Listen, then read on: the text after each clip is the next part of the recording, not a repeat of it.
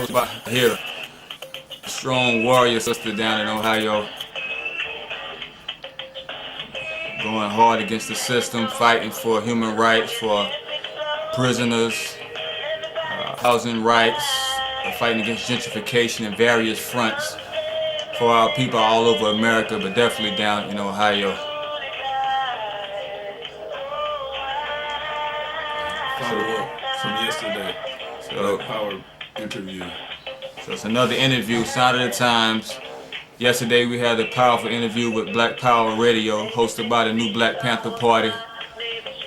Today we're going at it again. We barely made it back in time to get on this show. We was out in the field campaigning for Black Independence Day, where we plan to take independent political control of the city by rallying the people to exercise their human and constitutional right to govern themselves. As the first article of the Constitution says, in this state and most states says that we have a right to govern ourselves, to alter or abolish government if it doesn't suit our purpose and make us feel safe and make us happy, which definitely is not making us feel safe and happy. But just tune into the show. We're just recording the whole show, so you'll hear what we got going on and the initiatives that we are taking and how important this is and how it can affect everyone for the better and how it is the only solution.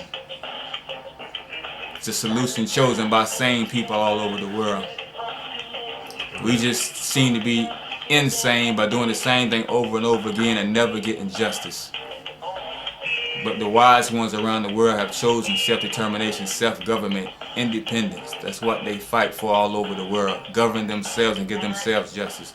Otherwise, no one else can give you justice.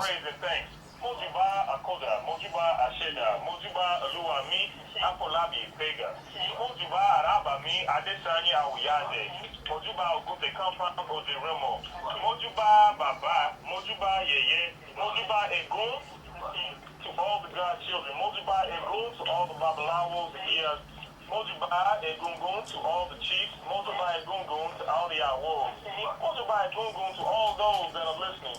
Ashe. We give praise and thanks to the Most High. We say Ashe. Ashe. Ashe. Welcome to Sign of the Times, everybody. This is Queen Tahiyrah. Sign of the Times is brought to you by the UAC, the United African Coalition for Justice and Human Rights, and New Power Radio Network. We began the UAC after the unjust Zimmerman verdict of July 2013, and we'll be celebrating our 5th anniversary this coming July. So we're looking forward to celebrating it with you. We ask that you please continue to support us and our sponsors, Manhood, Race, and Culture, headed up by my co-host, Dr. James Jones. You can find Dr. Jones on Facebook as James Jones, as well as a liking group page for Manhood, Race, and Culture. Also on the World Wide Web at manhoodraceculture.com. Also, please support Arlie Gordon out of Detroit. You can find Brother Arlie on Facebook as well and on the World Wide Web at unitydesign.com. And Unity is spelled UNITEE. And last but not least, we want to always remember to never forget our beloved brothers and sisters who are behind enemy lines and their families and loved ones and friends that they represent. So please reach out to Unheard Voices, the Free Alabama Movement and the Free Ohio Movement, respectively, on Facebook and on the World Wide Web at freealabamamovement.com and freeohiomovement.org. So reminder to everyone to go to redistributethepain.wordpress.com. It is our revolutionary stance as freedom fighters for our brothers and sisters who are behind enemy lines, because we know that mass incarceration just extended slavery, and we're in the process of resolving that.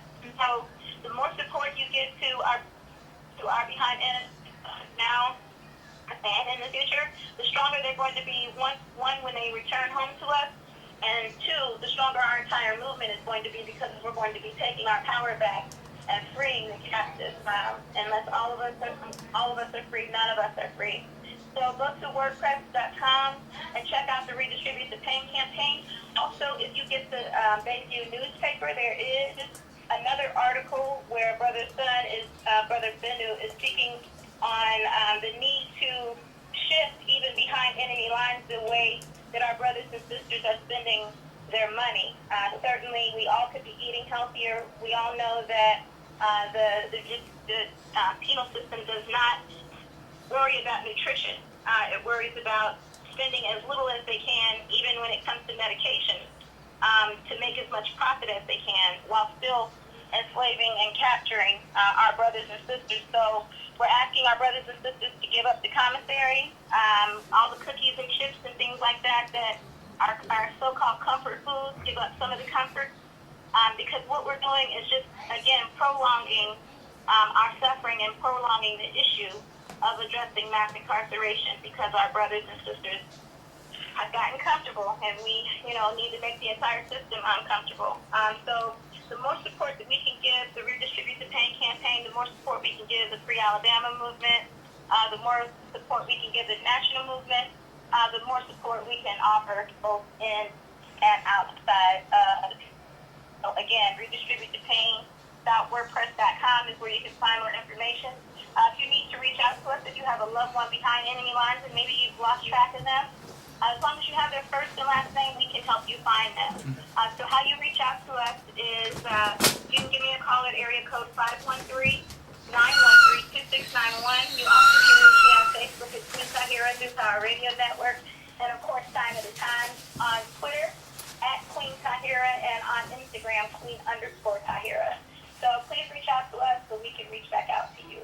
And tonight we have the honor of having Brother Ransom Eunice joining us again to speak about liberation and speak about the independence of the African nation. So I want to welcome him to Sign of the Times. Welcome, Brother Ransom. How are you doing this evening?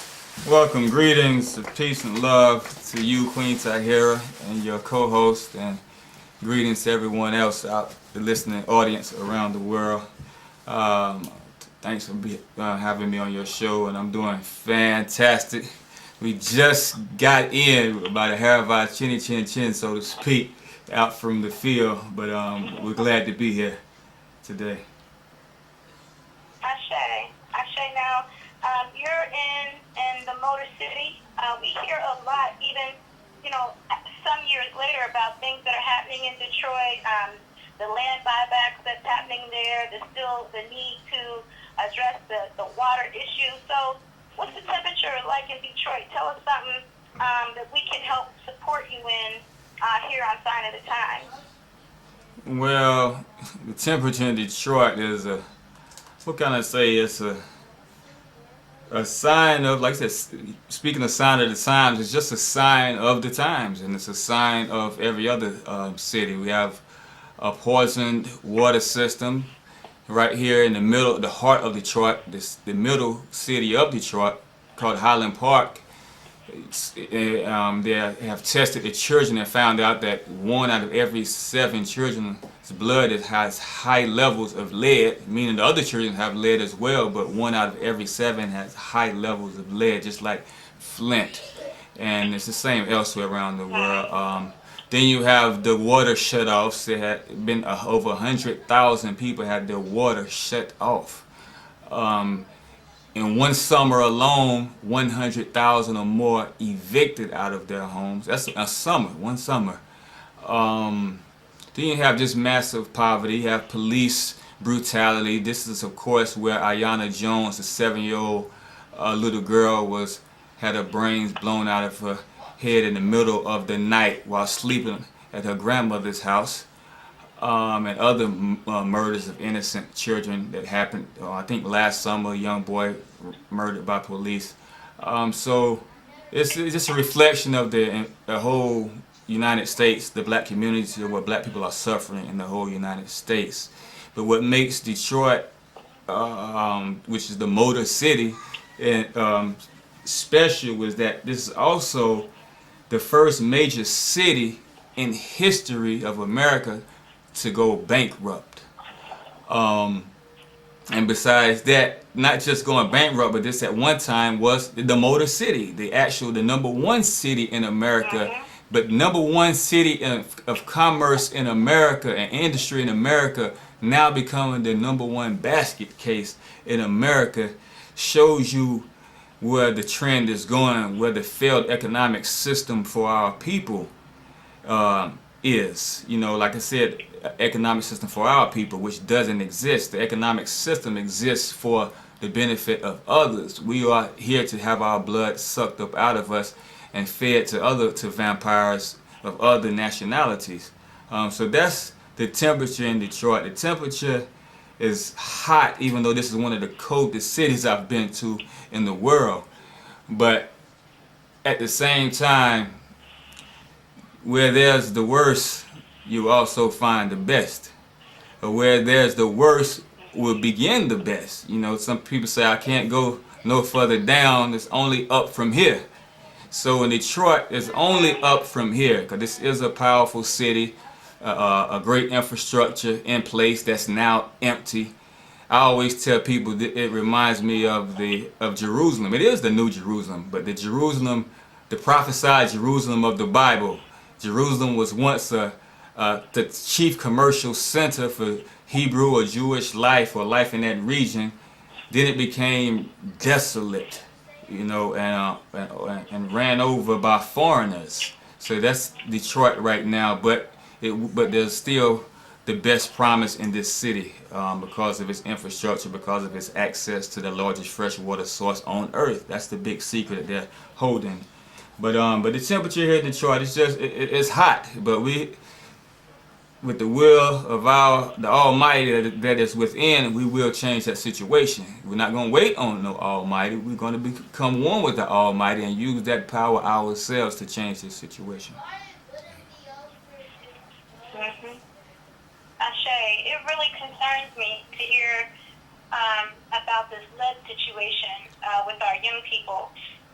Even though from birth to 6 is the concentrated age where a lot of our children are tested, even pregnant women can test positive for lead. Our seniors can test positive for lead. And I think what our community sometimes is not aware of is that there is no normal level of lead in the human body.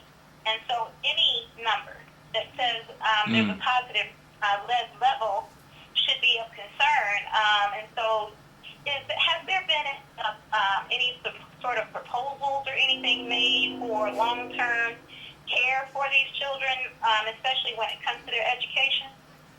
Well, I'm not familiar with any proposal because, of course, the school system also went, am I right, under emergency management. So the school system, most of the black cities in Michigan, period, the school systems have failed. They are now under charter control, which the charter system has also proven statistically on paper to perform worse than the public school system.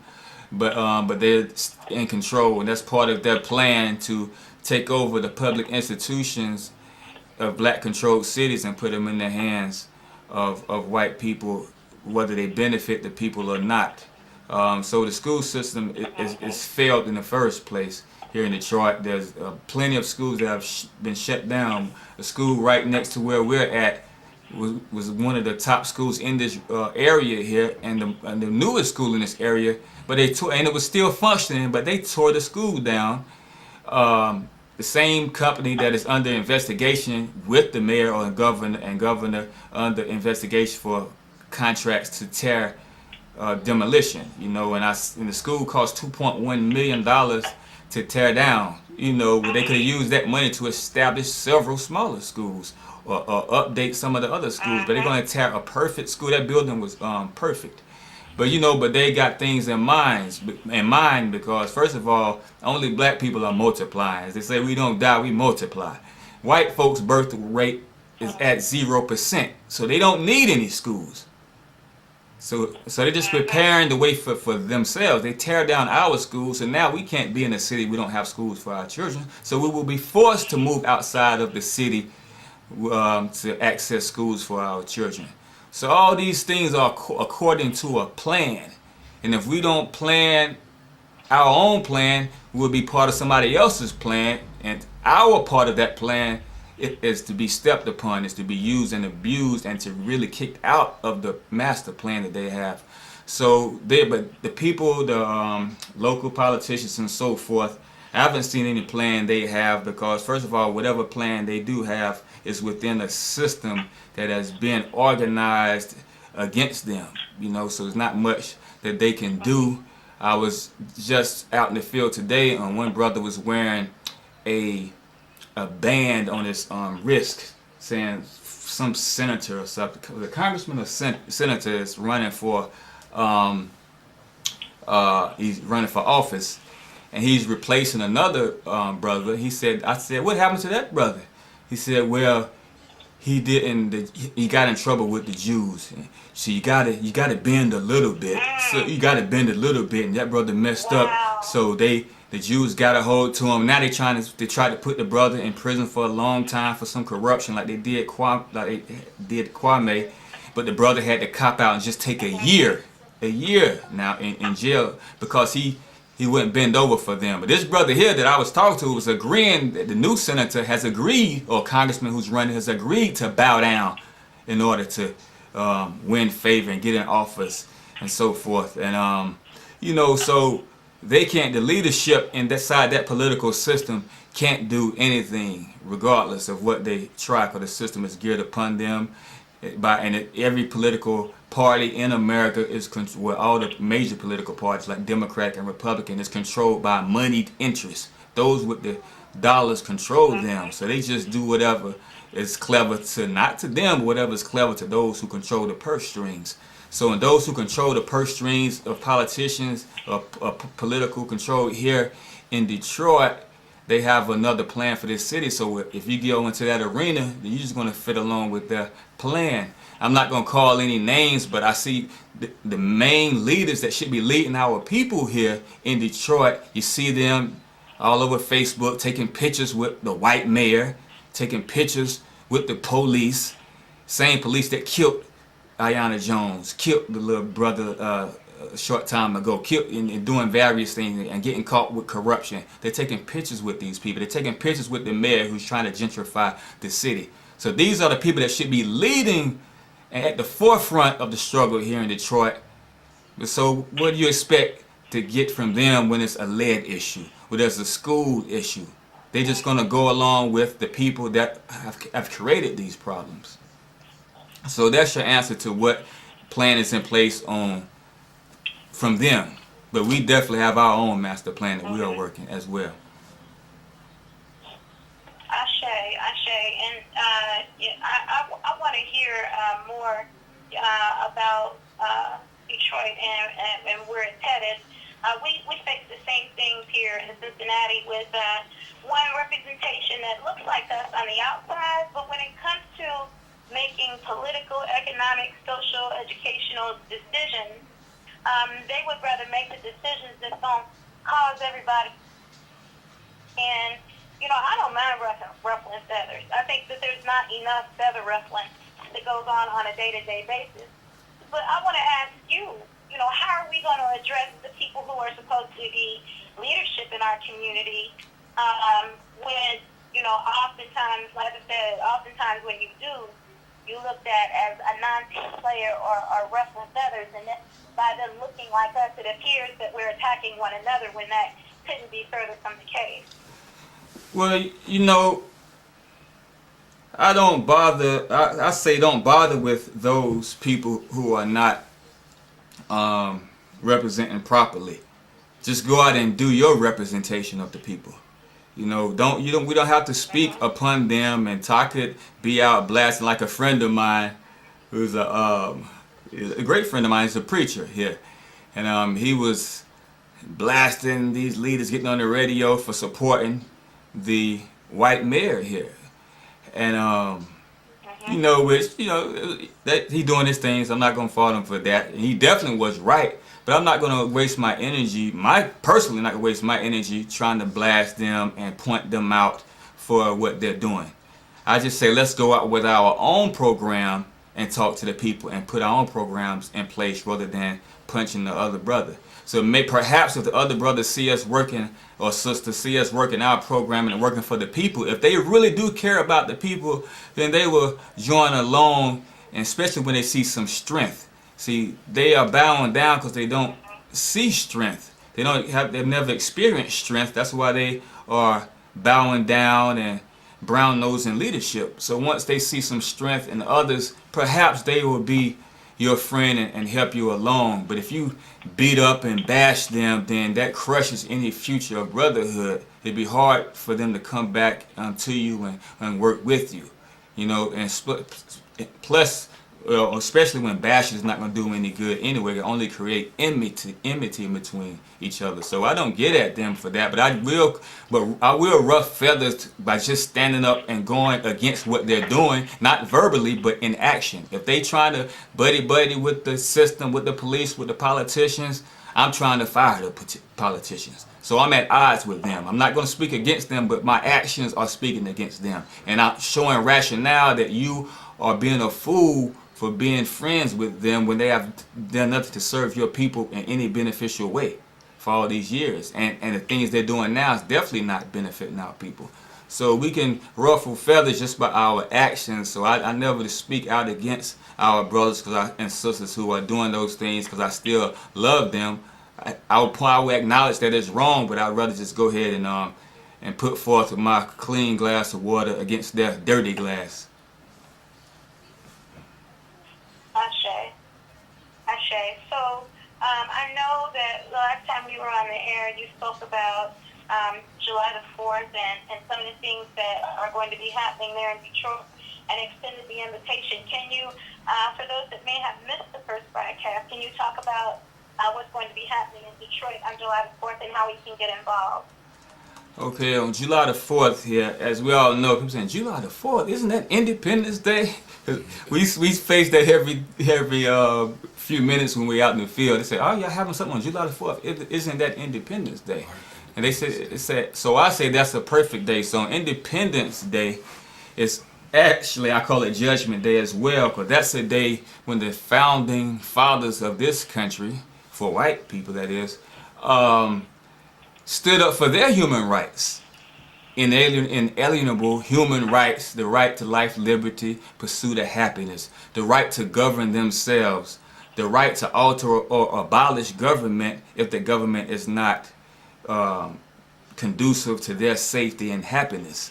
So if they have that right and establish this powerful, great country, great in power, not great in morality and humanity, but this great country based on those principles on that day, so now on that same day we're going to invoke those same rights. The right to life, liberty, and pursuit of happiness. A right that black folks from day one have never been afforded. When they let us free from that plantation, we weren't given a right to life, liberty, pursuit of happiness. How would we pursue happiness when we went to the gate of the plantation with nowhere to go? Pursue happiness where? No land to pursue happiness on. You know, no land to enjoy ourselves or to establish something of our own. No land to be free on. So we had to turn around and submit back to neo-slavery. We had to ask for a job and become wage slaves, submit to the same racist people that had us in slavery. We had to submit to those same people in the form of a so-called job. So we were never afforded the opportunity to pursue happiness, as they claim that every man has a right to life, liberty, and pursuit of happiness. So since they had that right, and they invoked that right in 1776 on July the 4th, by the way, 1776, as you all know, we were on the plantation. They say George Washington had over 300 slaves. But since they invoked that right, every year on July the 4th, when we celebrate Independence Day, they are testifying against themselves. And we are making a mockery of the fact that, hey, we were never given that opportunity. And so why don't we take that opportunity? If we don't agree, everybody listening to this show, I'm sure, everybody, I'm not even going to say 99%. I'm sure everybody that watches this show do not agree with the government. Do not feel that they are safe and they are not happy. So if you are not safe, you are not happy, you don't feel that you are justified and are receiving justice, just like those founding fathers said, you have a right to alter, abolish the government and establish something of your own that will benefit you. So, and that's even written in your Constitution. I'm reading here even in your Constitution, which it says basically the same in most constitutions. I'm reading the Ohio Constitution right now. It says, We the people. Article 1, number 2, all political power is inherent in the people. Government is instituted for their equal protection and benefit, and they have a right to alter, reform, or abolish the same whenever they may deem it necessary. So those are the rights we are given. But we rather stand up for a right to vote, a right to sit on the toilet next to somebody of a different color, a right to go to their schools instead of saying, look, let's just establish a right to govern ourselves and have our own school system, have our own water system that's free of lead. Why beg them when we have a right to do so? Why beg them for decent housing where the houses of the city belong to the people in the first place? So on July the 4th, here in Detroit, we're going to invoke that right because our Constitution says the same thing as your Constitution. All of them put that human right in there. That's the first thing they put in every Constitution, is that political power is inherent in the people. Letting the people know that you don't have to submit to a government that you don't feel any benefit from, you don't feel happy under. Why complain? If they're murdering your children, if they have you in poverty, which we've been in since day one, now that you have gained enough population to be the majority in these cities, now is the time, sign of the time, as your radio show says. Now is the time to take advantage of our population numbers in these major cities and just start to govern ourselves. Withdraw our consent from their system and put a system in place for ourselves. So in Detroit, on July the 4th, we're rallying the people to the city hall to make that vote to withdraw consent and place their consent in an interim council. And that council will do will implement various policies for the people. One policy that is attracting the masses of people here in Detroit is that all these hundreds of thousands of empty properties will go to the people of the city for free. Why have 40,000 people literally homeless and another probably 80% of the people functionally homeless, meaning nobody owns their own home in the first place? They're renting. So why, when there's mansions and so forth all throughout the city and houses all over the city lying empty?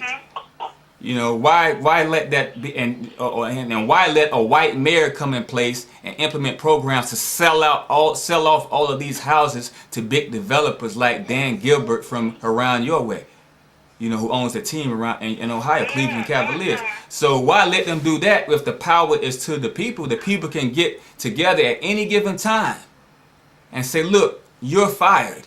We don't have to cry and hold up like I've seen done here in Detroit and elsewhere. We're holding up picket signs saying, fire Snyder, get rid of Snyder. Who are we telling to get rid of Snyder when we're the ones who put him in there? Who's going to fire him but us? So who are we calling on? Some guy to come out the sky and fire Snyder, fire the mayor? No, you fire him. You put him in power. That's like me hiring somebody to cut my grass and he ain't doing a good job. Or do some landscaping at my house and I cry to somebody to fire him.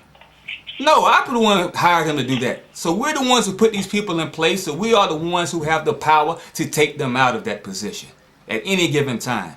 Study your state constitutions, study your laws. In every state you have the power. You have a power to recall officials. But overall you have a power to just abolish the whole system or alter the whole system and establish one of your own. So now in Detroit, which is a perfect situation because in Detroit, this is the main city where we're sick and tired of being sick and tired. You got poisoned water. You got 100,000 houses with their water shut off. You have 100,000 people evicted in one summer. That's just one summer. I don't even know about the other summers and about throughout the whole year. What about the spring, the winter, and the fall? Some 100,000 people in one summer. So these people are dissatisfied. So if you're dissatisfied about your condition, let's rally together. But not just to hold a protest, not just to march. Let's rally together and take lawful possession of this city, govern ourselves. And now, brother, you don't have to be homeless. You can have that nice, beautiful house that's been abandoned right there for 8 years. Now, sister, with 4 children, and your man might be dead or in prison or somewhere. Now, sister, you don't have to cry out for a place to stay. Here's a home for you. You see? instead of living here and there and living on the streets and so forth, when there are hundreds of thousands of properties here for the people. So in Detroit, that's what we are organizing for on July the 4th. We're calling it Black Independence Day. And then with that being said, or with that being established, other benefits can come from that. We can, since we have jurisdiction, we can release the prisoners who have been tried unfairly and placed, especially those ones with unfair sentences, those ones with non-violent crimes who have been given sentences like they murdered 100 people. We can release them because now we have jurisdiction. So, and other benefits that can come from that. There'll be no more police brutality. Why? Because those police are fired. And that police that killed Aiyana Jones better run out of town before we catch them once we get power. And the ones who killed Terrence Kellum, Adacia Miller, the other murders that they did here in Detroit. Because now we have power. As the Constitution also says, we have a right to regulate the government and the police thereof. I was talking to a young lady, not to go too far, but I was talking to a young lady today who's running for some position. I forgot if it's Congress or Senate or whatever. It goes in one ear and out the other with me, whatever the position is. But I told her, I said, look, you have a right to fire police. You didn't know we had those kind of rights. I said, why are we trying to, I asked her, I said, okay, if you get position, can you fire that police that killed Aiyana Jones? Can you get rid of that whole police system that's doing that? No, you can't. So what kind of benefit can you really do for your people? You know, and we can fire police. Yes, power is to the people. When we go to court, it says the people versus so-and-so. Not the police versus, not the judge, but the people versus. So that at any given time, the people can get together and fire a police, arrest a police, citizens arrest. You know, so we have that kind of power. And so on July the 4th, we will be exercising that and benefiting the people in various ways. But one of the main ways that's gaining popularity here in Detroit is the fact that all of these hundreds of thousands of empty properties will go to the people. Wow. Now, you know, we've experienced some growth and development in my city, and it seems like we only go so far. And then people get lulled back to sleep. How are you educating the people on the fact that these are their God-given unalienable rights first, that this Constitution was even modeled after, and empower them with that information?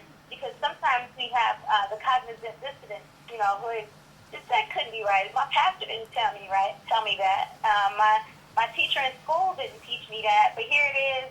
You a street sister, you a street brother, and you trying to tell me something that supersedes, you know, what we've been institutionalized with? How can we do a better job, I guess, of breaking that down to our people so they fully understand how powerful we actually are? I mean, that's a good question, sister. But like I explained to him myself, my personal approach is, first of all, how did the politicians get there? Did they place themselves there and say, look, I'm going to be mayor? No, they had to come to you and beg you to vote for them to be mayor. That proves that you have the power. Otherwise, they could just put themselves in a seat and say, look, I'm the mayor, I'm the councilman, I'm the district attorney, whatever these positions that we vote for. No, they have to come and beg us for our consent for them to be in those positions. That proves that you have the power. Otherwise, they wouldn't come to you searching for that seat, to be elected to that seat. You know, so number one, that shows that you have the power. So just like you voted them in, you can vote them out. Just like you holding the system up with your consent, you can withdraw your consent. Just like I tell them also, when you go to court, it's always the people versus, never the prosecutor versus, because everything is being done in your name. That's why they're afraid of people amassing themselves together. They're afraid of people unifying because there's strength in those numbers. You know, there's not strength in what's right. Right is not might. Numbers is might. And numbers influence decision because power is to the people, to the masses of people, not just the two people. So I just have to just talk to them heart to heart and hope that it resonates with them. If it doesn't resonate with them, it just doesn't. You know, but I did drop my seed. Maybe the soil that I dropped it on is rocky. Maybe it has thorns. Maybe it's full of weeds and stuff. But I pray, and most of the time that seed does find a fertile spot of ground in people's minds and hearts to say, okay, I understand that. Yeah. And then, by the way, hell, what we got to lose?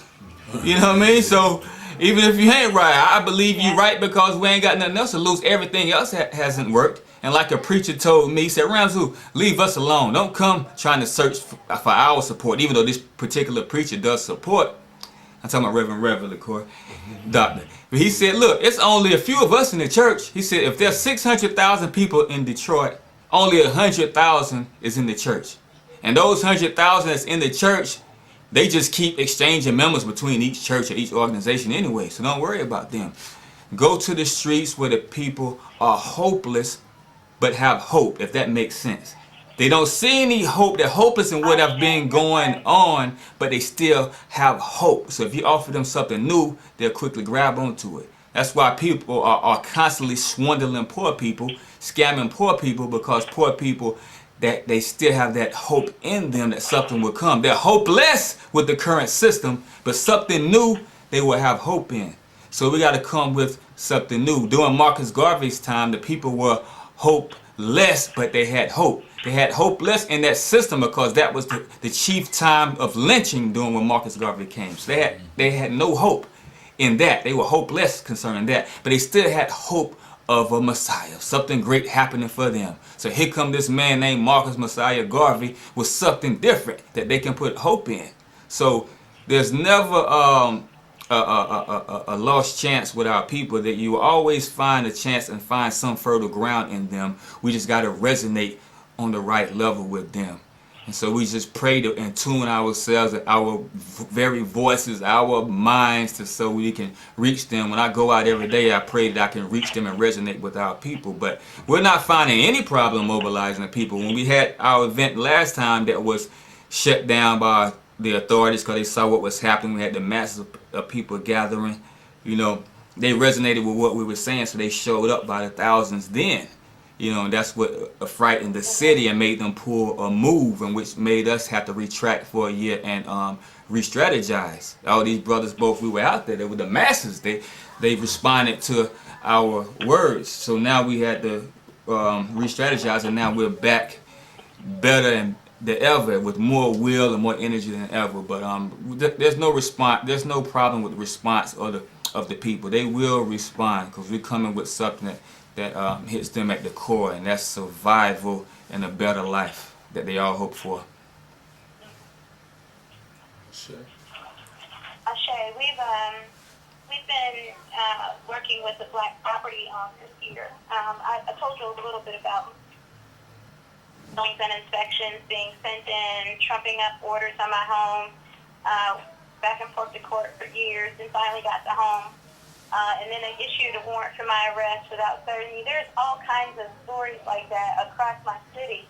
And because the oppression is so widespread, I think I am going to take them back to those constitutional rights, because to hear unalienable rights, because it's so foreign to a lot of people, and our God-given rights, even though a lot of us claim to be Christian. I don't know how many people really realize that Jesus, the so-called Jesus himself, was a revolutionary.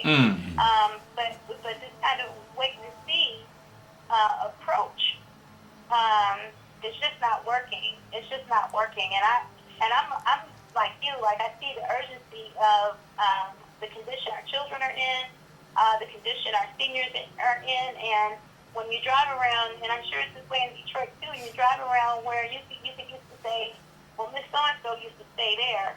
Or I used to, buy my children's shoes at, down the street here. But all of those places are gone, and they've been glass and artificial material, and sure, it looks nice and shiny and pretty. I feel like Shaka Zulu a lot of times, trying to convince my people not to fall for shiny things. But it's rough. It's just, and I'm a female, so I know you probably see more than I do, and even the dynamics of that, Brother Andrew, me being a female in this position. When I talk to a lot of the brothers in my city, they're afraid of me. They don't want to fool with me. They don't really see this as an urgent matter, like a lot of us sisters do. And so that in and of itself kind of puts us in a kind of an awkward position, to where I don't want to come off as anything other than an African woman. But if I have to stand up for myself, because there's no one else around that's willing to take that kind of chance and to be vulnerable to the process, I have to do what I have to do, and it has resulted in what I told you about. Me and my family ended up homeless. They even took my dogs before I could get there to get them. They've done everything to ruin my development corporation. They pushed us out of the neighborhood so they could finish gentrifying between downtown and the University of Cincinnati. But I'm fighting them with everything I got. It's an awkward position, to be in, one, because there aren't enough men that want to step up, and those that have stepped up, they don't, I don't know, they don't have enough, what to go after, what we need to go after, and I just be in an odd place. So help me out with that. Well, I like to refer to the scriptures because it's true how the Pharaoh said we're going to kill all the men. Kill the men, let the women live. Because how can the women live truthfully without a strong man? So kill all the men doesn't necessarily mean go out and chop their heads off or put a bullet in them, even though they are doing that also. But they've killed the manhood that we have. And it started in slavery with putting fear in us purposely, doing various things to instill fear. And as it has been recently discovered, those experience post-traumatic stress, the fear, all that can be passed through DNA. So fear has been passed through us. We've been worked on as black men purposely in various ways. And of course they doing things like trying to incarcerate us, of course. We already been miseducated. We never knew what manhood was, period, in America. We started on the plantation, and the best man on the plantation was a stud, one who can produce some more slaves. It wasn't the one who can be a man and be brave or anything, because the brave man got his foot chopped off, he got hung and so forth done to him in front of the rest of he got whipped in front of the rest of the slaves to put fear in them from ever trying to do that. So the black man has been victimized, the number one victim of white supremacy over here. So systematically they put fear in us. So now as men, all we can do is have babies and stuff. Just like on the plantation, we can be studs and produce babies, but we are afraid to stand up. We're fearful. And then they put other mechanisms in place, different drugs in the neighborhood to further pacify us and take the fearlessness away from us. And also with the food, I have to mention food, even though I know I'm going to offend a lot of our listening audience maybe. But that cow that you eating at McDonald's, when that cow was getting ready to be slaughtered, that cow was in fear because he was around a lot of other cows that were being slaughtered, and he knew what was up. So he had anxiety, he had confusion, and he had fear, which are chemical reactions. Everything, like every emotion and so forth, every thought is a chemical reaction behind that. So when you have that fear, there's a chemical reaction that releases fear chemicals in the blood, releases anxiety chemicals in the blood, releases confusion chemicals in the blood, and then you eat that chemical when you eat that burger, that steak, whatever you're eating, whatever animal you may be eating. So now you're ingesting fear, anxiety, and confusion. You see, now we wonder why we are fearful, why we are confused, don't know what to do about the situation, and why we in fear. So that also plays a big part because we eat fear. We eat fear. We've been had fear placed on us by what they do to our leaders. We see they'll kill a Martin Luther King in front of you. They'll kill this person. They say, oh, I don't want to go that route. They killed him. Even though we may say we're Christians and so forth, and Jesus died for us. If Jesus died for us, why are you scared to die for us? If you're a Christian, I use that example to my own mother, who's afraid for my life here in Detroit. And but I say, mother, if Jesus, I'm following Jesus, that you go to church and worship. I'm following him, trying to be like Jesus. So don't fear for me, fear for you, because those who seek their life shall lose their life.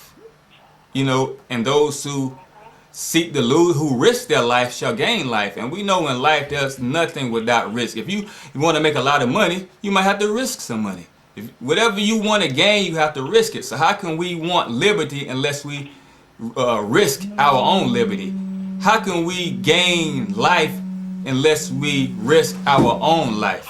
You know, so we have to risk whatever we're willing trying to gain. So you're doing a great job, but just the brothers have been worked on. So bear with the brothers. They've been made less than real men, purposely made less than real men through systematic manipulation. You know, whether it be also through media and so forth. So you know, we something. So it is on the sisters themselves to do a lot, and the few brothers that may stand up. But I'm sad to say, sister, I don't have any great news on that front for you about men. Men are few and far between. We are males, but we're not really men like that. You know, whenever they can murder our babies and we do nothing about it, whenever they can evict our sisters like you and jail you unjustly, and we can't do anything about it, what man will allow them to do that to his black woman and children? No man would allow that. But here we go, a whole population of men, millions of men allowing that. That tells you right there that the man does not exist. You know, you go, I was telling, someone called me a couple days ago. My friend's stepmother, my deceased friend's stepmother called me because his little brother was in jail. He's down in Texas. And they jailed him. He messing with some young white girl. And I said, I can't help. Only thing I can do is give him advice. Leave that little white girl alone, because those white people down there in Texas are doing what they should do to him. Because white people protect their women. That's what a real man should do. So he just should leave her alone and get away from there once he gets out of jail, if they don't do anything to him. But I told her, that's my only advice. And those white men down in Texas are doing what they should do, because they are men. But black men, they can not only date our women and so forth, they can kill our women. They can kill Sandra Bland. They can kill, what's the Korean gangs up in Maryland? They can kill these ladies. They can do various things. They can rape our women. They can take little girls' body parts. We find them missing body parts and so forth. We have tens of thousands of black women missing, and we sit here and do nothing about it whatsoever. Besides talk about it, do a little march, get on the radio, say a couple of things about it, but we won't take concrete action. So, sister, black manhood is no more. Sorry to say that, but black manhood, that doesn't exist. Yeah. Ashay. Well. But no, hold on. Now I'm not gonna end on a sad. Let me come back. I can't end it on a sad note like that, my sister. God, that made me cry. Ended on a sad note like that. The good news is, listen. Every womb produces a child, right? This womb called America. A womb is a nation. It shapes babies and produces babies. So this womb called America produces males, not men. Black males, not black men.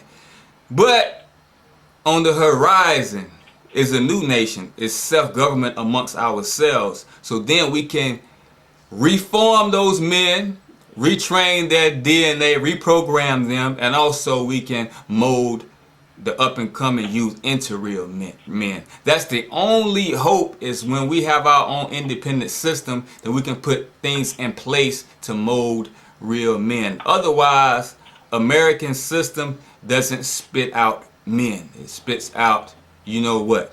You know, so there is hope. There is light at the end of the tunnel. I'm not going to end that with a closed tunnel with no light. There's light at the end of the tunnel.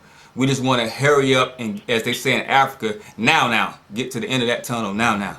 And so now, being July the 4th for us, we're trying to get to the end of that tunnel and start establishing a bigger tunnel, you know, for others. And so there is hope, but for right now, until we can put a new system in place to erase the fear out of men, to make them where they can be men, where they can actually produce for themselves. And naturally, when you come out of slavery, you don't have nothing to produce for yourself. You have to submit to a system you're not a man in the first place. See, sisters don't know how hard it is really for a real man to go and work a job. I don't care how easy the job is. You got a white man over you, controlling you. You just don't feel like a man. Somebody telling you what to do. He can fire you at any moment. So you got to laugh at his corny jokes. You got to scratch and all this kind of stuff. I've been fired because I just didn't laugh. I didn't talk nothing bad to the white man. I just sit there, didn't have conversation, didn't laugh at any jokes. And I've been fired a number of times.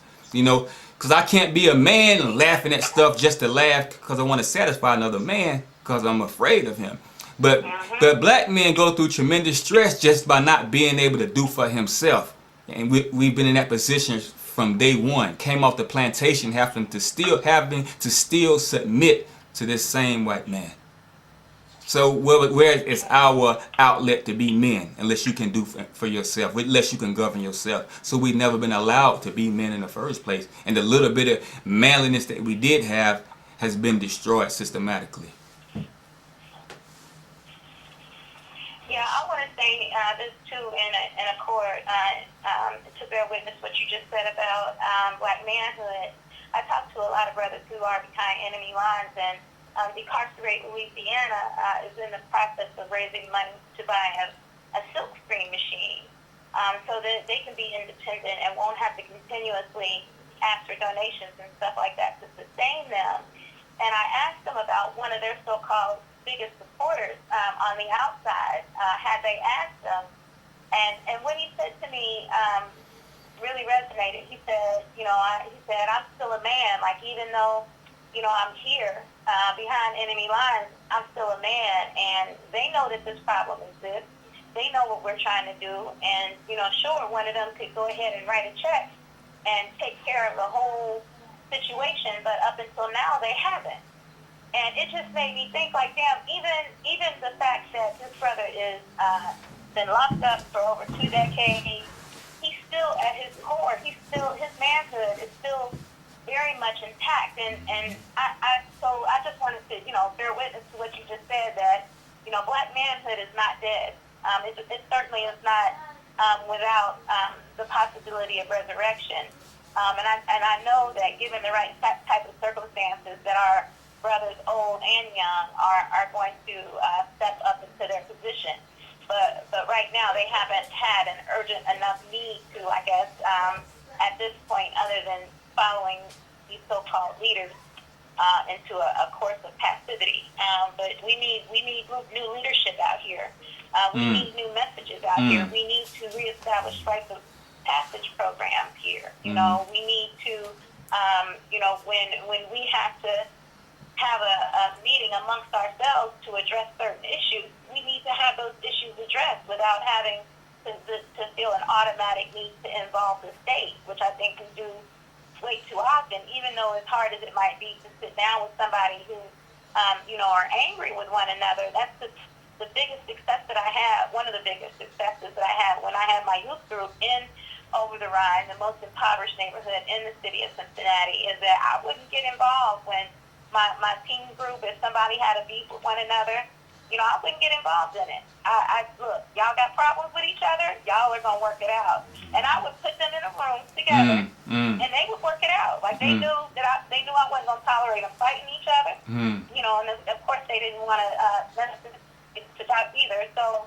I'm sure that they knew I wasn't going to tolerate them fighting each other, nor cursing, one another, talking about each other's families and things like that. But not one time did I have an incident where I had to go in and break anything up.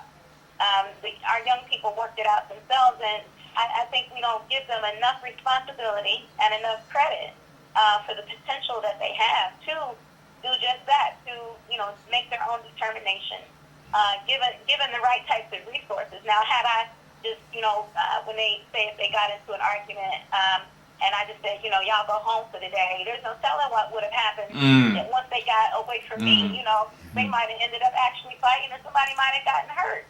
But, I cared enough to keep them up under me, but they knew that there were boundaries, and I tell people all the time, I got the best response from the worst behaved kids, the worst ones, like, at school, their teachers would say, I'm going to call Miss Vanessa, it would be, I'm going to call your mama, they would call me. So, that's another thing. we've got to reestablish, I guess, a sense of pride in our young people, because I think that they're waiting to hear the right message. They just haven't heard it yet. What's your opinion on that? Yes, that's definitely true. Every era or generation is involved in a process of evolution towards perfection. That's just nature. So they're going to get more braver, more intelligent, and so and especially when they see that other things didn't benefit, other actions didn't benefit them. So these children nowadays, I call them the lost generation, because if nothing is done, they're definitely lost in the sauce. But they also have the most potential because they are the most fearless so far. If something is done with that fearlessness, so they don't want to submit to no punk stuff. When we first we was traveling, first landed was in D.C. and Baltimore. That's when they killed Freddie Gray. Yeah. The day we got there, that's when that happened. And it was the youth out there. They didn't even know how to write in cursive. That's how young they are. They don't even teach in cursive to the younger generation, to cursive writing to them. And but these youth were out there like they were just setting it off in Baltimore. But of course there was no leadership there to use that energy in a way that was effective. The leadership that appeared there basically appeared just to get some exposure for themselves, some PR for themselves. What are you going to do with these youth that are they did go against the police? The police fled their own cars. You had young boys and girls turning over the police cars with their hands, rocking the police car and flipping it over, setting it on fire. Not them. They did a number of police vehicles like that. So you have youth standing up like that. That's the type of soldiers you need, untrained energy that you need as a leader to make the correct moves. Not saying take that energy and go off and start doing such destructive things like that, but that showed a degree of fearlessness in these youth that they don't care, man. We in poverty. This is going on in our city. They just killed one of our youngsters, man. What else we supposed to do? What else we gonna do? No leaders telling us what to do. All we know how to do is just tear stuff up. So they tore things up. They burnt things down. We took that picture right there in front of that CVS. They burnt the daggone CVS down. Where mom probably go every day to get medicine for diabetes and high blood pressure. They burnt it down. You see, that's how frustrated they were, but they didn't know what to do. But that showed a sense of fearlessness. They stood the police down. They were in the police face.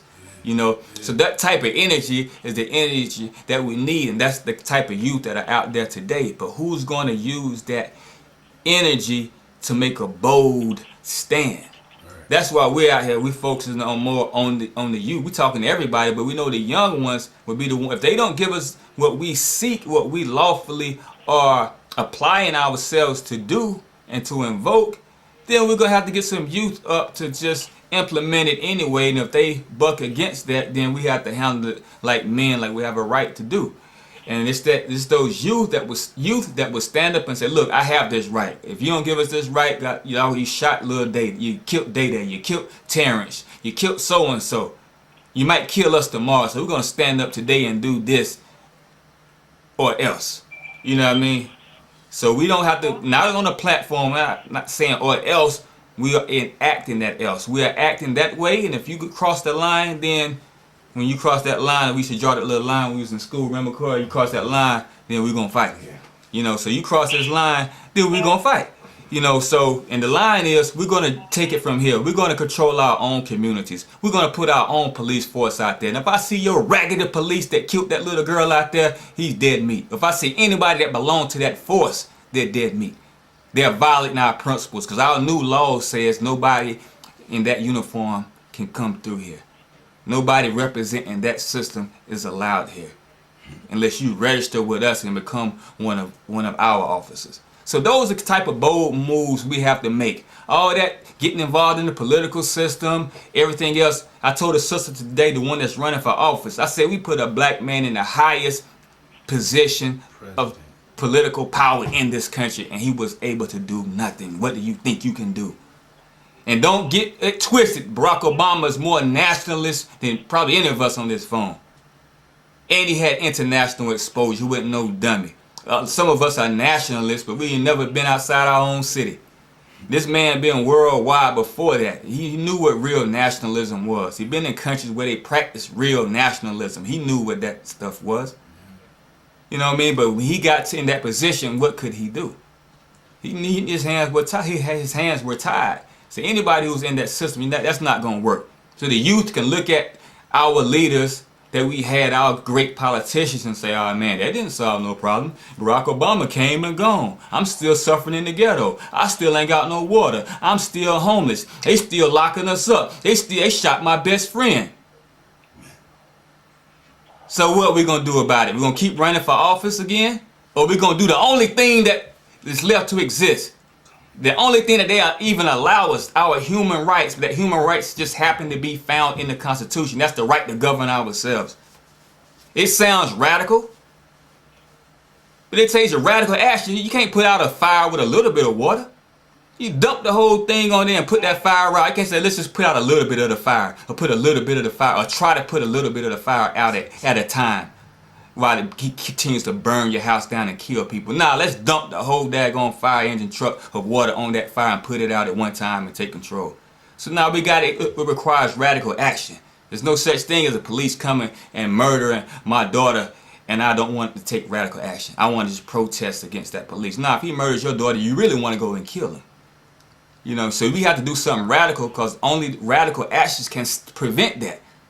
So I'm going to rally and cry for them to prosecute that police or put them in jail. Okay, so that might work. What's going to prevent the next one from happening?